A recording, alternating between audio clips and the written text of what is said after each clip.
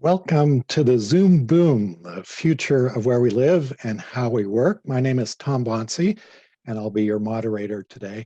I'm a regional reporter for the National Public Radio stations in the Pacific Northwest, and I'm based at our news bureau at the Washington State Capitol in Olympia. Very glad you're here to join our conversation. The session is one of 30 that are part of Rising Economy Week.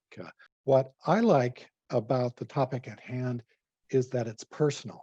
I can be sure that 100% of us in this virtual room can relate because it's our lived experience over the past 8 months to meet like this instead of in person.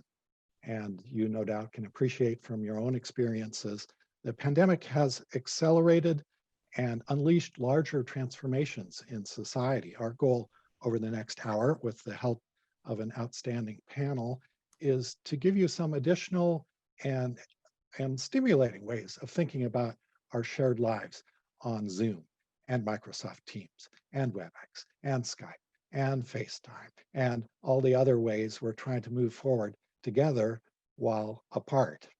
My favorite new addition to this fall to my personal lexicon is the term Zoom towns. These are scenic outdoorsy places experiencing a surge of house hunters. Booming demand comes from knowledge workers freed by the pandemic to work from anywhere long term. Name some names, shall we?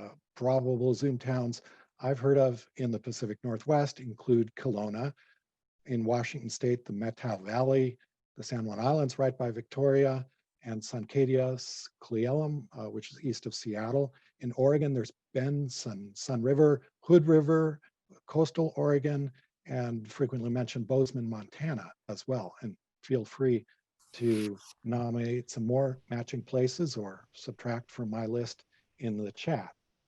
I've asked each of our panelists to talk for about 5 minutes about the larger forces behind this. We'll begin with Rory Capern, who's now a tech company consultant in Victoria after previously managing workforces for Twitter Canada and Google Canada. He can tell us what factors are in play as major companies decide whether to bring back their workers to central offices sooner or later, or in a growing number of cases, never. Now, if people can work at home from anywhere, where might they migrate to? Luke Mari has a professional interest in knowing where and in what style people may want to live. He's a principal at ARYZE Developments in Victoria. Before becoming a developer, Luke had a career in local government, working in planning and land use. That positions him well to help us analyze the future of cities. Not every smaller town can be a Zoom town. For starters, you have to have affordable, reliable, high-speed internet. State Representative Mary Dye represents a sprawling rural legislative district in southeastern Washington state. Some of the small towns in her district aspire for an influx of new blood, but haven't necessarily seen that yet. We'll talk with her about what's needed, wanted, and achievable on the ground in the rural Northwest. Then ask yourself, would you trade your stressful city life for a smaller town with outdoor amenities if it means the rest of your career is one long stream of Zoom calls and webinars and group chats and trying to look attentive in front of your webcam? I'm not sure I'd make that trade. It might be the best we can do for now. Nirav Desai has been thinking about how to make remote work better. Nirav is the founder and CEO of Moonbeam, a startup in Seattle that's working on a virtual reality collaboration platform, among other things. We'll gaze in his crystal ball with him about what the future of remote work could be and if there's a better life after Zoom. Following the opening remarks, we'll get to your questions, which you can type into the Q&A and chat box on screen anytime. And now that I've hopefully whetted your appetite, Rory, can you please start us off? Sure. Thanks very much, Tom. It's a pleasure to be here with everyone today. The topic that I've been given to speak on for 5 minutes is a giant one, and one that I've spent quite a bit of time over the course of a while chatting with various leaders across the US and Canada. So I'm going to try and hit the headlines as best I can and give you a sense of how the work that I've been doing may shed some light on how some of the major technology companies are looking at what's happening in the world right now. I thought what I'd do is probably start in the before times, as they're called. In the early days, the idea was, or before March of this year, the idea was that talent and major technology companies, and I think companies across a number of different sectors, were found in clusters. Talent was in clusters, and so companies were in clusters. Clients were in clusters, and so companies were in clusters, and we were in these very tight-knit centers of gravity, particularly in the tech world where I've spent most of my time, across places like San Francisco and New York, in Toronto and Montreal, in Canada. What I think we've seen over the course of that time is a competition based on making work awesome in those clusters. And so as companies that I've spent quite a bit of time with, Google and Twitter in particular, in that sort of strata, going into an office at Google or at Twitter is an incredible experience. Millions and millions of dollars are spent making those work environments the absolutely best place you could possibly imagine to go and hang out for 8 or 10 or 12 or more hours in a day. The idea being to orchestrate and architect these experiences that provided the opportunity for random collaboration and collision, with a mind to making the absolute best use of everybody's productive hour. Those were great times, and I've spent a lot of time having great experiences inside wonderful and beautiful offices all over the world for those companies. But I think what we've seen over the course of the last several months is the fact that that same concentration of people has caused great issue in the face of COVID. But the threads that were starting to spin up in advance of COVID hitting in March were still around decentralizing offices. So there's a few things. One was an idea that there was pretty good talent outside of those major cities that had chosen lifestyles that just didn't warrant living in them, and that there might be some competitive advantage in finding talent in those areas and trying to disperse as much as possible. The other, hard reality is those offices are extremely expensive to maintain and to continue to grow. And so the idea of being able to distribute or decentralize workforces became attractive even before there was an imperative to do so with COVID. I think as many of us will talk about, what's happened over the course of the last 9 months forced a hand, right? We had to figure this out in a very quick way. And the findings generally in the sphere that I've been working in have been very positive, right? The idea that remote work is actually very good. It can be a very positive dynamic in the context of getting things done. There's also plenty of advantage to the worker in the context of not having to commute, not dealing with traffic, and all the obvious things that we've all been living with over the last while. But the idea that the workforce is dispensing in this way provides a significant opportunity now to look at a whole bunch of open variables on how to optimize the experience for companies and how they operate today.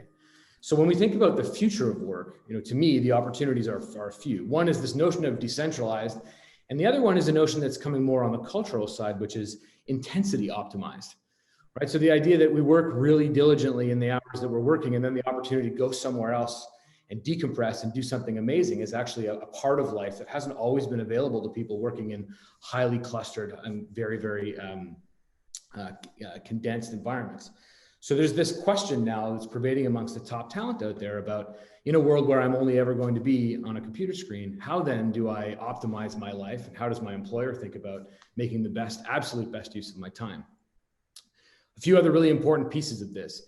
Talent is critical, right? So recruiting has become untethered over the course of the last while. Talent pools are opening up in ways that they weren't before. So the idea that we could now go and find the absolute best talent in any market, almost anywhere in the world, maybe time zone constrained a bit, provides a whole new view of how companies can grow their talent and continue to compete by actually taking advantage of this dynamic. There are questions around wages here that become really important in the context of the cost of living and what happens to salaries, and how smaller geographies that used to be protected from significantly inflating wages may be impacted by the fact that now bigger companies with larger wallets are recruiting from their pools. There's a lot happening in the context of the tectonic shifts that are happening in all these different facets. I think one of the things that I would point out to try and set Luke up a little bit is there are really important decisions being made right now by both the employee and the employer in the context of what makes a great region to work in. And they're not always the usual and most obvious. The calls that I've been taking after having made a move myself that was around this dynamic was things like the natural environment become really important, and the quality of life in areas outside of some of those superclusters we were talking about before. But things that were less obvious to many of us beforehand, the quality of communication infrastructure is an enormous one. Right, so I think we're going to hear from Nirav in a little while around how these collaboration technologies are going to work. The thesis that I'm going to put out there right now is that I think in 3 to 5 years, we're going to look back and think about Zoom the way that my kids think about linear television. It's an extraordinarily constrained experience. And to get the most of this collaborative digital environment, we're going to need fat pipes, not just in broadband, but also in wireless, and the ability to really move anywhere we want to live and have these extraordinarily rich, immersive experiences that allow us to collaborate in ways that aren't entirely possible today, but will be in a very short period of time. So that infrastructure decision becomes incredibly important, as do things like transit, the ability to get in and out of places on a direct flight quickly, the ability to have walkable and bikeable workplaces that are public, so that we're not, using combustion engines, are very important to many of the technology companies that I've worked with now and in the past in terms of environmental impact and sustainability. And also things like public transit become pretty important in terms of making some of these areas attractive both to the employer and to the employee. So we're seeing a rebirth, a reconsideration of how recruiting is happening, how companies manage their talent, how there's an opportunity to optimize this intensity optimized life where we know that people are working really, really hard during their day, and we want to put them in places where they can have great experiences with, great recreation, high quality air and water, and great infrastructure for communication as the chips fall in this new environment.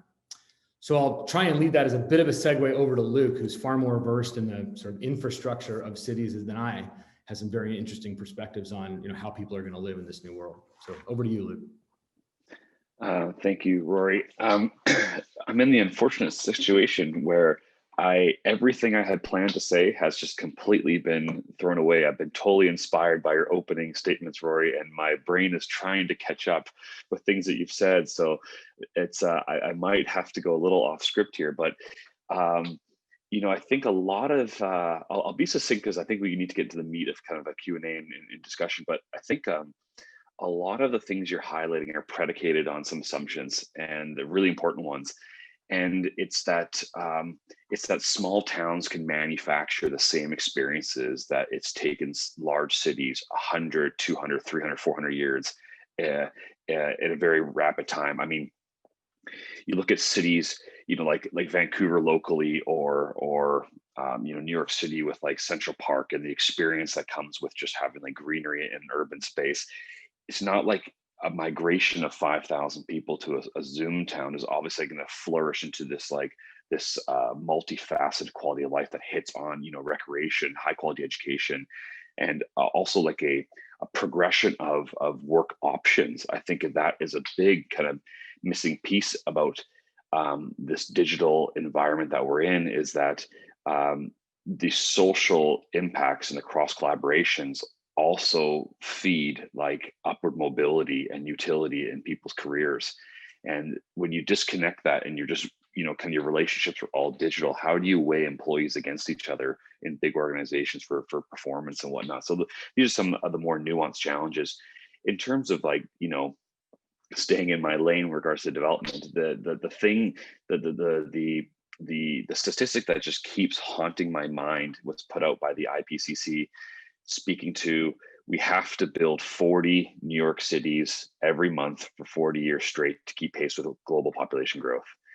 And that is just an enormous challenge.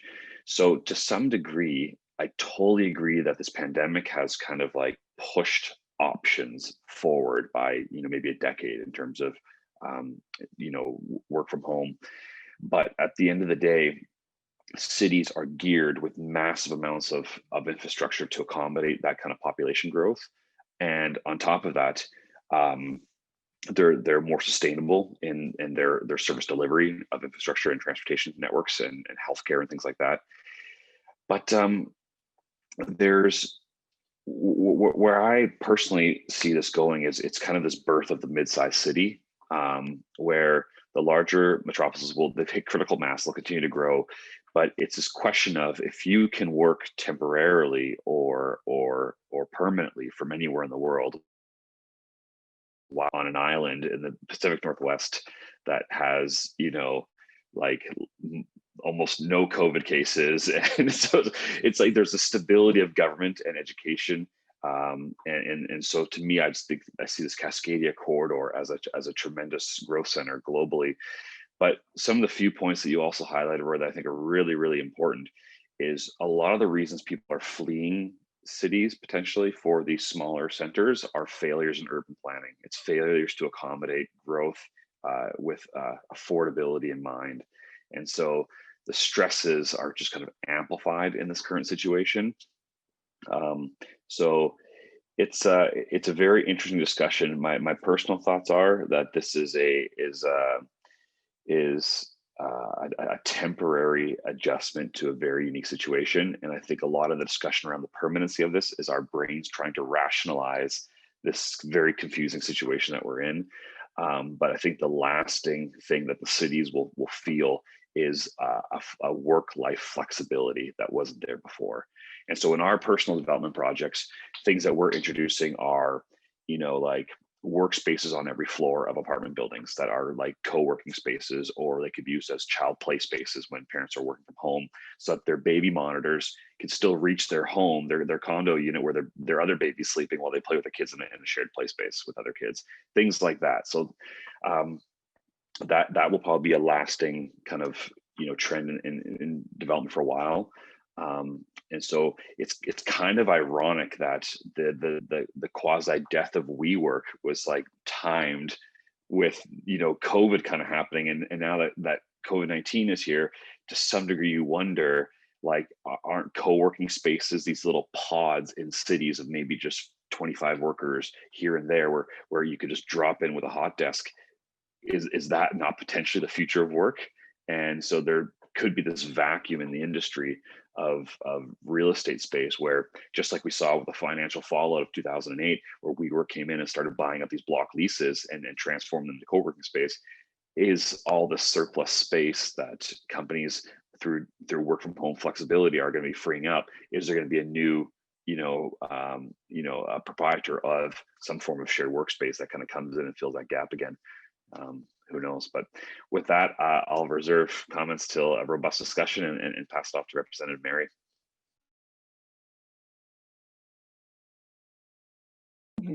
Thank you so much, Luke, for your comments. Again, you just sparked so many ideas. You obviously love city life and city space as much as I love the rural environment and the rural community with a passion. And I was just thinking about Labor Day weekend, when we had a really weird nor'easter hit the region. And I have a large district, and this nor'easter created havoc across the entire 7,500 square miles of my legislative district. But a fire struck up in Roselia that hit Malden and Pine City and literally wiped those two towns out. It burnt all 121 homes. And so when I went to visit the city a couple days following the fire, it was like the slate was wiped clean. And of course, the city was devastated, the emotions that come with losing your sense of place. And these are long-term families, but they represent small town Eastern Washington in a very significant way. And it's a community that has a similar story to the communities across our district, where we started out as frontier towns in the 1800s, and they were very robust and vibrant. And then there was a severe drop-off in the 1920s, and then a reboom in the 1960s. And that kind of explains the downtown mid-century look in a lot of those areas. But since then, there's been an ag crisis in the 80s, mechanization, globalization, economic forces beyond the scope of the foundational underpinnings of the economy of our communities. But at the end of the century, we started the experience, the ag tech revolution. We're 30, 40 years behind the rest of those revolutions that happened globally. And during that ag tech revolution, we really realized our need for infrastructure and the need to really connect globally. And, the COVID is now creating a renaissance or a second frontier boom in rural America. And you know, I look at what would be attractive to bring new life and new people into our communities. We've said that there would need to be maybe 5 or 6 lone wolves move into a community the size of Oakdale or Tico or Malden, and you would have a total change of culture. But we have a long history of culture in our communities where we have lots of inventors that have come up from the farm shop. R.A. Hansen of Rocca, who built the MS missile tunnels and the Salt River Canal. Guy Swanson, who started the first no-till drill. There's a polymer guy in Colfax that makes jet engines virtually frictionless. We have Ed Schweitzer and the semiconductor industry. We have so much there, and we need new life to come into these communities. And what a great opportunity for an adventurous, risk-taking group of people to see the opportunity and start inculcating the values that created America frontier in the first place. People who are willing to think high, reach to their highest potential, to find the purpose and mission in their lives by pursuing those things, but living in a community that's totally connected at the root to the beauty and the of community in America that is rural America. So I think of Woodlands, Texas, and it's a similar model as to what Luke is referring to in a lot of ways. It's a suburb of Houston, and it has multi-communities within this large area, and each one represents a town or a small town look. And they actually built downtowns in the Woodlands that looks just like Main Street in Ritzville or Main Street in Othello, but it has kind of an artificial effect to it because they put in all of the franchises and all of those things, and that the sense that the people living there have that sense that they're living not to their authentic self. When you come into real America and you go into the culture deeply, you begin to see the values that formed those great innovators of our past, and you connect to the root of that, and you build an authenticity into your work that may or may not be available in the city scape or in the city lifestyle. And I would encourage people that are risk takers to step out and really evaluate their own lives in the construct of authenticity and who they could become within the rural construct. So that's where I'm at. Thanks. And I would like to turn this over to Nirav. Thanks, Representative Dai. You know, this is odd to be speaking cleanup after all, the four of you. It's such a thought-provoking discussion. Mary, I actually grew up in Houston and know the Woodlands well, and I completely get what you're saying. And really to pivot off, I'm going to throw out two paraphrases. One is Bruce Springsteen's, they brought death to my hometown, right? And to a certain degree, you know, policy, the way we look at technology, how the businesses work, can either grow or destroy a hometown. And we're at a point now where people can work from anywhere. They have to work from home. That's going to change dramatically, bring lasting changes to the economy. I mean, I first used Skype probably in 2004. And it's now, you know, 16 years later, and we're at a point where we're doing all our work on a Skype equivalent. It takes a while for technology to propagate across the economy. But when you have an accelerant like a global lockdown, that really makes changes, and these changes last. The second thing, though, and this is to paraphrase Fitzgerald, don't look down on people who haven't had the same opportunity you've had. By and large, I think people are moving to cities to get opportunity. The ability to work from anywhere could be a potential for everyone to have that opportunity. So these inventors that you talk about in rural America of bygone areas where we were a very agrarian society, and they have genius ideas. And how do you bring that into the forefront?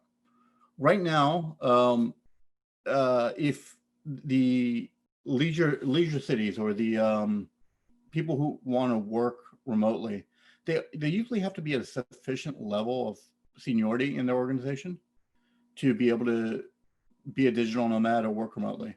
That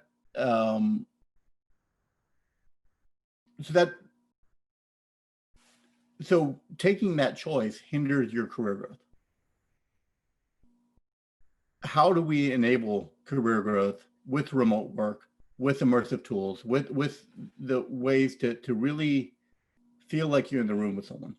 That's what we're working on, and I want to make this advertisement for Moonbeam. But if you haven't done virtual reality, this is a VR headset, all in one. I put this on my face, and I could be anywhere in the world or anywhere in a made-up world. Now there are limitations because I only can control myself with these controllers, and it's a little bit awkward. It's hard to hold a pen. It's hard to take notes. But think about what that opens up. The ability, we're right now in 5 different cities talking to each other, and there's looks like 74 people, maybe more, from all over the world and different parts of Canada, different parts of the US, who are listening in on this conversation. Imagine if we were virtually in the same room together. We could have one-on-one conversations. A speaker could be presenting, and if I'm at a conference, I get the most value out of talking to the person next to me about the talk that's going on. So the ability to lean over and talk to someone next to me and share that insight, comment on what's going on in real time, but from anywhere in the world, that opens up the economy to all levels in all areas. And at Moonbeam, we're taking a very strong focus on accessibility. A lot of the company we built was when I was recovering from a motorcycle accident. And I couldn't get down to my WeWork office.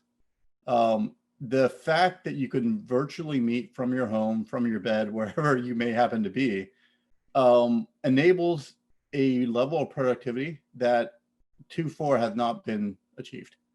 And to a certain degree, democratizes economic engagement. The question is, do we have the broadband? Do we have the infrastructure to make that possible? Thank you, Nirav. Thank you to the whole panel. That was a good scene setter or table setter. We'll spend the balance of the hour with Q&A, and I'll start us off with a few questions, and then I'm really curious to hear from our audience. If you have a question, find the Q&A button at the bottom of the Zoom screen and type in your question. I'll read it out loud to the panel. If you're streaming the conversation in the Whova app, you can type your question in the chat box and my helpers will import it over here to the Zoom arena. Maybe I'll start off with Representative Dai. You touched on culture, and I'm curious if you could tell us a little more about how welcoming the small towns you represent might be if waves of tech workers freed to work from anywhere descend on some of these places and bring not only their jobs, but their big city tastes and money and politics with them. How might that go over? I think that it would be, I think that that's already happening, frankly. When I was at Malden, we were discussing the fact that the parking lots in Home Depot and up at Walmart were full of RVs waiting to find land coming up for sale in Eastern Washington. And when you look at the budget forecast that just came out, it shows that our revenues are up unexpectedly due to increases in REIT tax revenues, which means that people have been buying and selling real estate. And so I think that we have to be able to be prepared mentally, culturally, and every other way for the fact that we are going to have new faces and new life in these towns. And I really hope that the people that come into our communities have a vision for how they are going to be able to create and shape our downtowns, because right now they are very similar to Malden, not quite as extreme, obviously, but an empty slate, a place where you can build and rebuild a vision and a place where businesses can flourish on the main street. But how does that look, in terms of the amenities that will emerge, because there is sufficient foot traffic to support an economy in towns that have been left behind for decades. So if I look at that and I say, okay, we're going to be able to afford to have a car dealership, maybe more than one pharmacy. Maybe we can have a couple of grocery stores. Maybe we can have a chain like a McDonald's or a Taco Bell or something like that. Maybe we can have a couple of nice sit-down restaurants. These are things that we don't have a population base sufficient to support. And in that means better schools, better healthcare, better public services that we can't afford to have in the current construct. So for us, it's an opportunity to embrace and use creativity and expect that the people that are going to come are willing to take risks, work hard, be self-reliant and independent, and really creative, and really take on the cultural life of our communities, to engage in the community activities like our rodeo, our downtown festivals, and things like that. And really maybe even imbue some new creativeness into what we have in our community. So I look forward to the reshaping of new life into communities that have been longing for help for a long time. Great, thank you. Switching gears a little bit, I want to ask Luke about something I heard a panelist mention on a webinar earlier this week. This was a person in downtown Vancouver looking out her office window, and she described the downtown as looking like a Sunday morning ghost town. This was on a Tuesday morning. I'm curious what you think the future of the central business districts in the Northwest's biggest cities will be if working from home gets wide acceptance, really on a more permanent basis. Yeah, Victoria and is of a similar situation where lunchtimes on a Tuesday or Wednesday downtown you see bustling people, and it's slower for sure. I might be the odd person out here, so but to me this is temporary. I think once we see a medical intervention or a permanent vaccine come to population delivery, that our cities will once again be what they were before. The elephant in the room is still, in 10 years, we're going to have 1.5 billion more people in the world, and 80% of them are forecasted to move to urban centers. I think the mobility that Nirav and Rory have talked about a lot, and Mary on people moving for opportunity cannot be understated. And with the migration of people, we're hardwired for social networks as well. And as we move to new cities, much larger spheres of migration than we previously experienced in kind of history, is that we're moving to towns where we may not know very many people. And our work is our primary location of meeting new friends. So it's that maybe I'm just super old school, but I still just think humans are hardwired for that social interaction. I mean, when we still have some in-person meetings, very limited in town here in Victoria, I noticed that everybody hand sanitizers on the way in. They all have their masks on. Everyone's 6 feet apart for about like 12 minutes. And then the guard starts to come down so quickly, and they're elbow bumping, then they're fist bumping, then they're shaking hands, they're patting each other on the back. And so, and I'm not trying to make light of that, but it's just our nature is to want to be around people. And, to Nirav's point, I'm glad that, like for me, I get motion sickness so easy. I stick a VR headset on. I need a waste bin next to me. So the future of work for me is not virtual reality, or else I'm just gonna be sick all day. There's not enough supply of gravel in the world, but I could be out on a limb here. Okay. Yeah, I'd like to bring Rory in on this just briefly. Rory, do you think this trend is temporary, or work from home is more of a permanent thing? Well, I don't. I think I'm going to kick it up a notch here for a second. My view at the moment is that there isn't a polar or a binary answer to the question. I think what's happened is that the assumptions that we all had, I'm a city dweller of 20 years in Toronto who's just moved, right? So what I'm watching amongst certainly myself as a sample of one, but also a cohort of a few hundred tech workers in particular, are challenging the assumptions of why we made the decision to live where we did in the first place. Right? And the idea that we lived in the cluster because that was where the opportunity was is a challenge. It's not to say that it isn't true. It's just not as true as it was before. There is definitely an opportunity to have a full professional experience outside of the major city and not trade anything off in the context of the quality of work. There are other trade-offs involved that are really important. I think that's where Luke takes us. The center of gravity for social opportunity, the center of gravity for other types of experiences that you might be interested in. But what I think we've seen happen is the cage got rattled, and we have to review all of these assumptions around why we live where we live. And while the ball's in the air, people are going to make decisions according to a whole new set of criteria that maybe weren't on the table as much as they were before. That's what I think causes the shift. The challenge to the assumptions that we just weren't considering in advance of being forced to do so over the last 9 months. Some are moving faster than others, some won't move at all. But I think that idea of selling the virtue of the city, if you're a big city or a smaller town, is imperative at the moment so that the world understands what their options look like and they can choose accordingly in a time where they're in this sort of zero moment of truth of deciding what they want their life to look like as the world reshapes itself.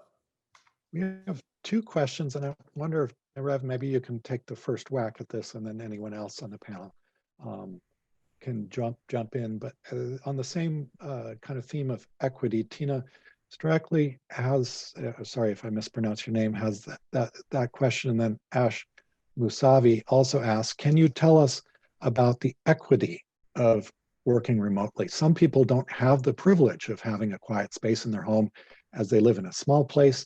And then employers would give a chance to job seekers who would have the opportunity to work from home that, might have more ability to do the job from home. I mean, there's many layers of equity, but let's take it from first, lower skilled workers, higher skilled workers, people with more privilege, less privilege. Yeah, from that angle.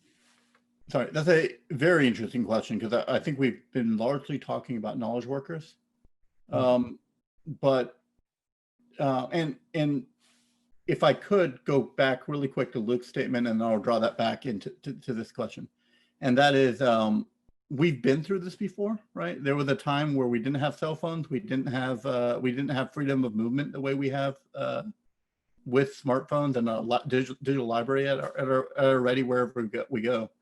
And the culture at that time was really, hey, there's the 2-3 places I hang out, and my friends know to meet me there, right? And you establish more patterns. Whereas with the advent of smartphone technology, where I have access to anyone at any time, whether that's synchronous or asynchronous, you're set free to go wherever you want. And now we take that same analogy and apply that to the your full-time, right? With remote work policies, procedures, kind of the mindset. You can work in an airport, you could work on the road, you could work on a train, you could work. I did a lot of work of my work in planes before, when I could fly. But that's only for knowledge workers, right? For frontline workers, it will take a little bit more time, but I think I know so many companies that are working on solutions for monitoring remote adjustment of machinery, right? We hear about automation. Well, the mining industry is greatly going autonomous.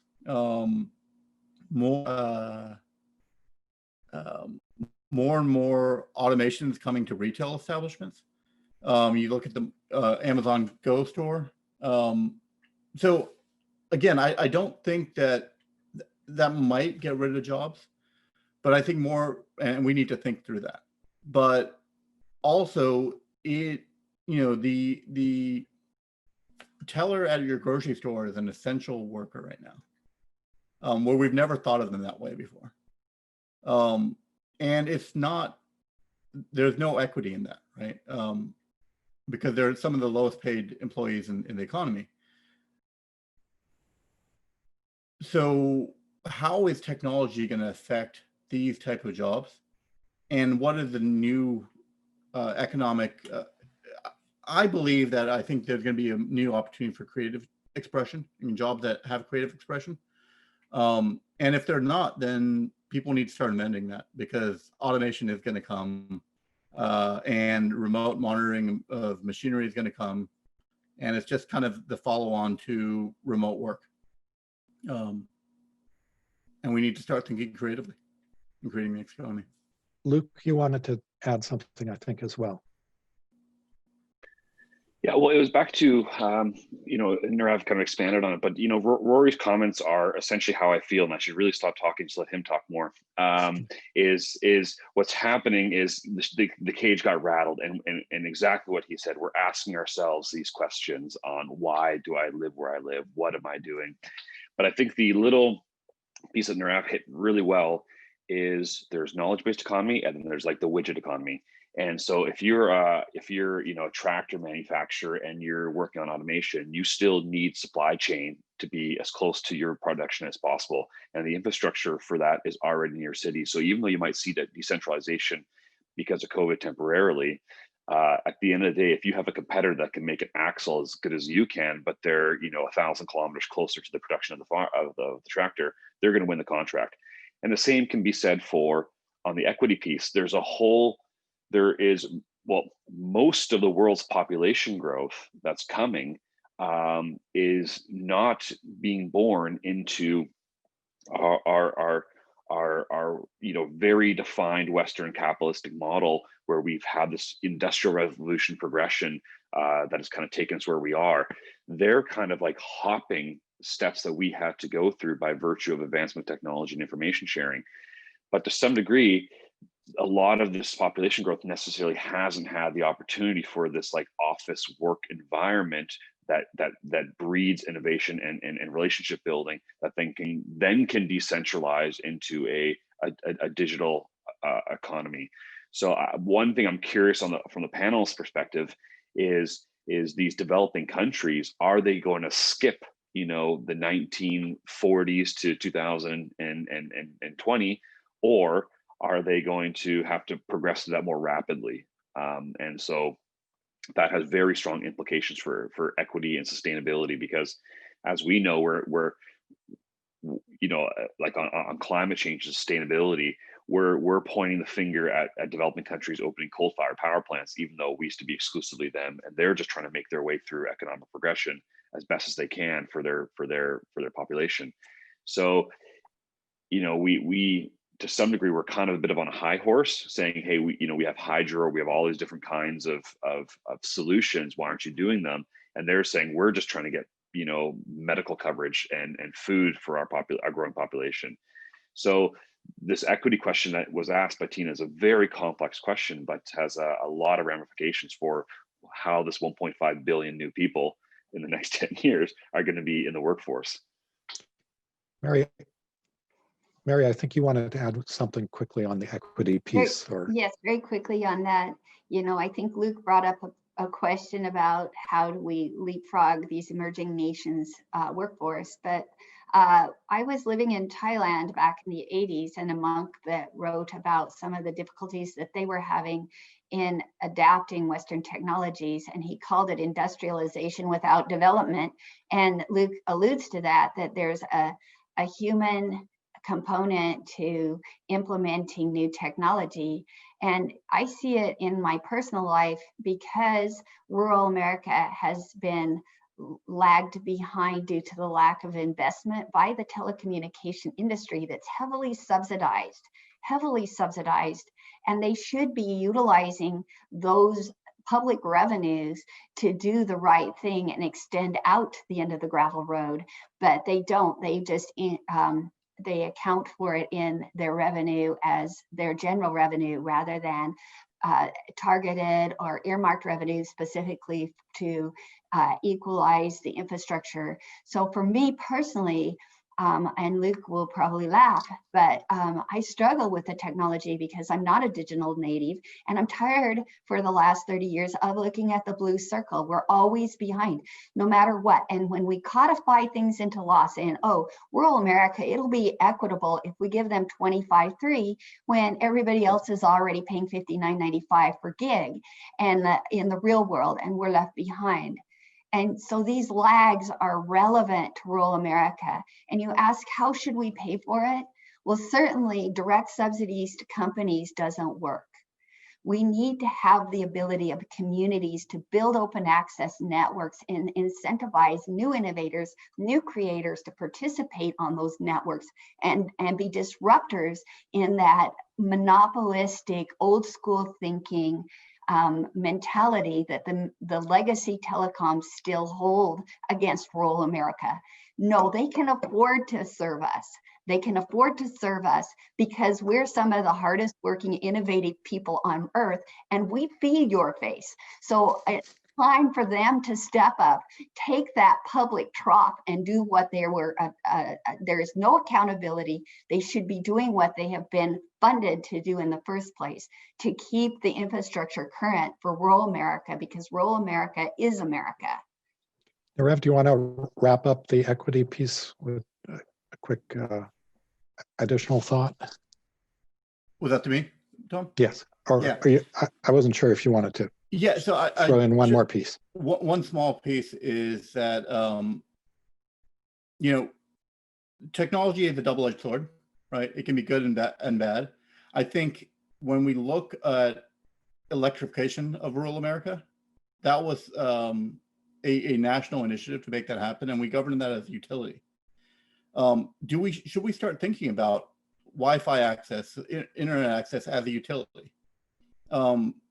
Because the fact is, if you don't have the ability to get on a Skype call or a Zoom call, you're not in the current economy. It's hard. Actually, it's the knowledge economy. Correction. You're not in the knowledge economy right now. And that's just because we cannot get into places where we otherwise share knowledge.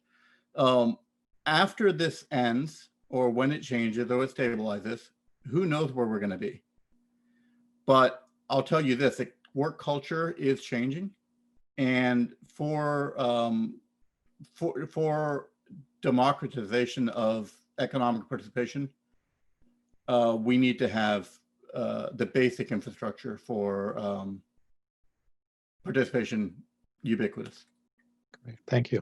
Before we get to our next question for the panel, I'd like to give a shout out to anyone in the audience who has firsthand experience this year moving from a larger city to a smaller Western Zoom town, like we've been talking about. If that's you or maybe one of your best friends, can you please write us a few lines in the chat box and tell us about where you relocated to?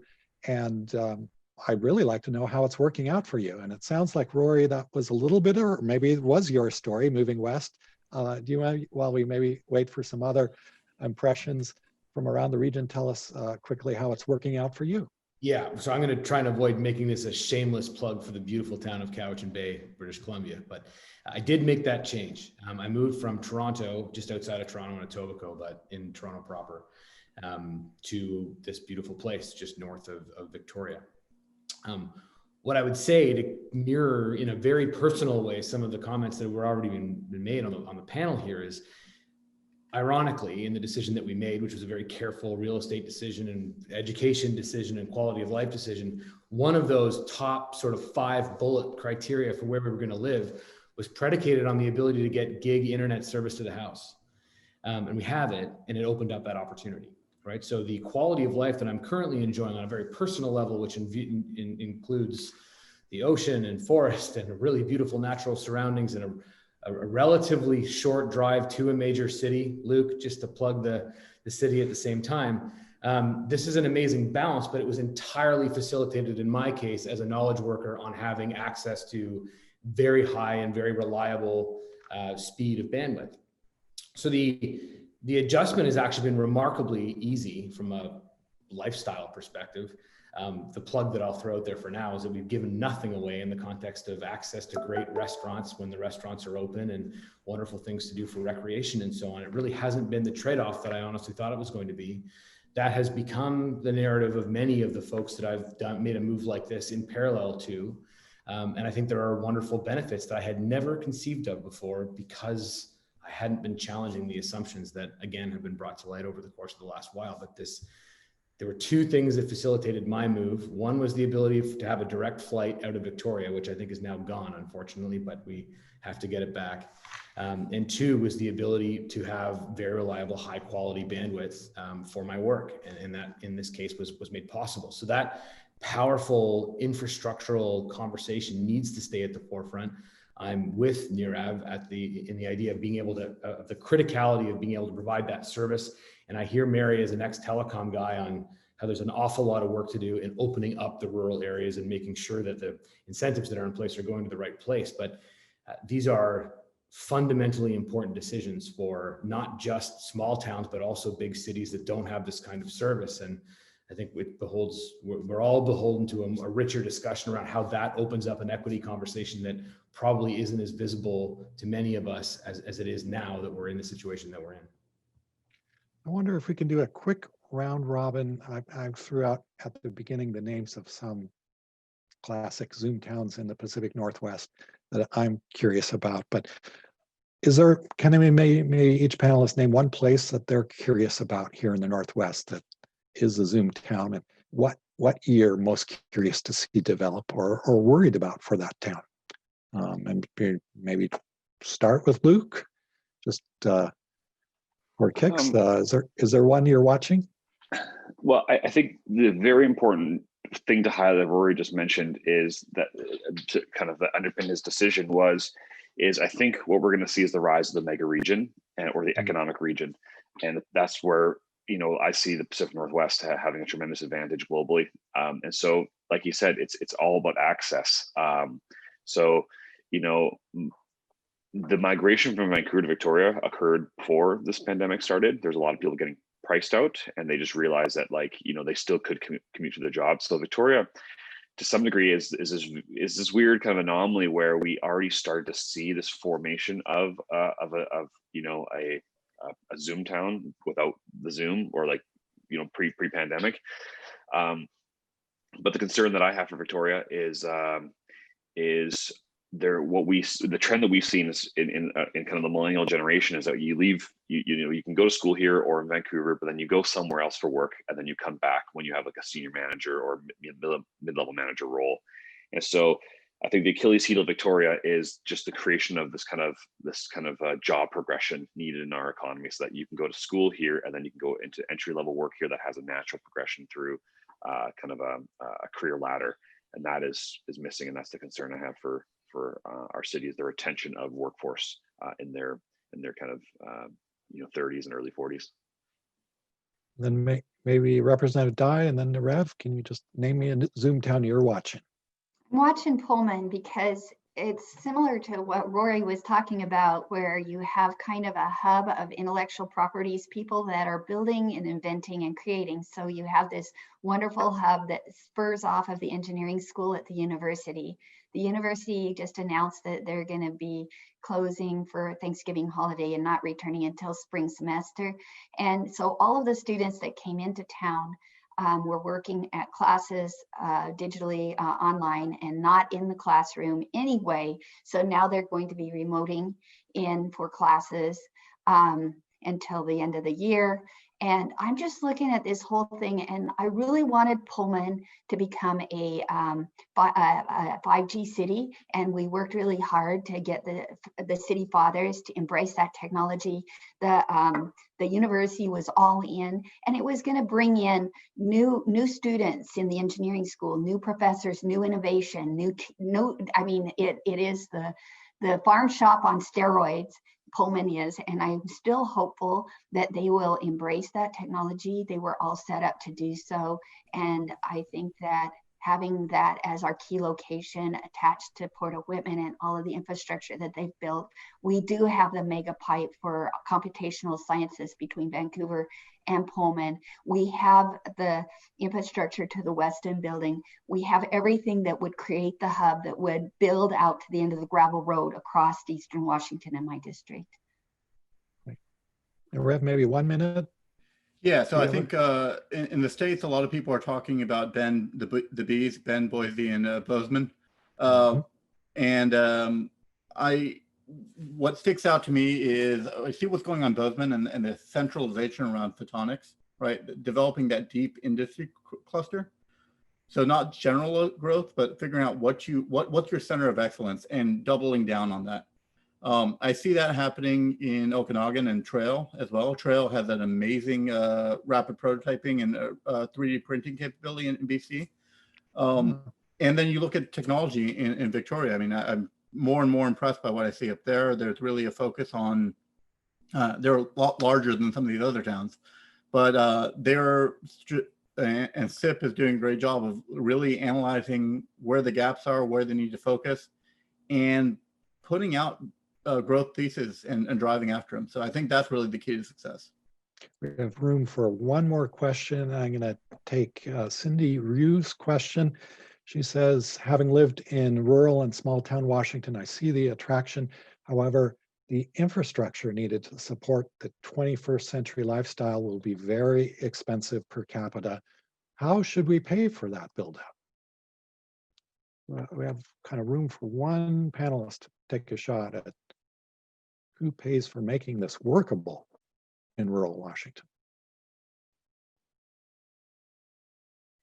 Oh, did I stump the panel?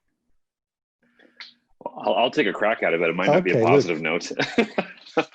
It's, you know, I love Mary's enthusiasm for her rural communities that she represents. But if we look at a population bell curve, it's a very small segment of it. And so I guess in my mind as a taxpayer and as someone who's investing, I'm going after the bigger portion of the demographic curve. And so these established urban centers have the larger population bases. They have the infrastructure to grow. They already have the schools, the universities, the medical facilities, fire, police. They have all this infrastructure built. So I don't say this to diminish the importance that, you know, rural communities play in terms of whether it's agriculture or you know, agritourism or tourism as a whole. It's very hard to rationalize, I think, you know, this very expensive net new infrastructure to support a smaller population base. But what I'm highlighting exists tremendously in BC between the lower mainland and the rest of the province. You know, the lower mainland is like 6% of the province, but exerts like 98% of the influence. So I think a lot of British Columbia feels this angst. You know, I certainly lived in northern BC for 4 years and definitely felt the frustration with, like, you know, over even things like garbage. Like the city of Vancouver for a long time couldn't even handle their own garbage. They shipped it to some other town and just dumped it in a landfill. And then they called themselves, you know, the greenest city in the world. So I think these things are always going to exist in terms of friction, but I keep coming back to the elephant in the room.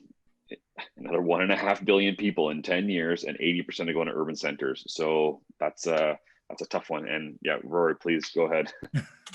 I think 1 minute, Rory. Pays for it is a really difficult one, and in the remaining 2 minutes, we're probably not going to get there. The thing that I would point to, though, is that the challenge of the infrastructure that we're talking about, particularly on network broadband, is about density, and that's the challenge with rural communities, right? So take the federal funding equation out of that statement, Mary, because I completely hear what you're saying, but the interesting issue for me in the context of what's happening in the world right now is I'm watching Starlink with great interest, right? There are non-densification constrained connectivity options out there that may, just around the corner, provide some very interesting answers to the problems that we're talking about here.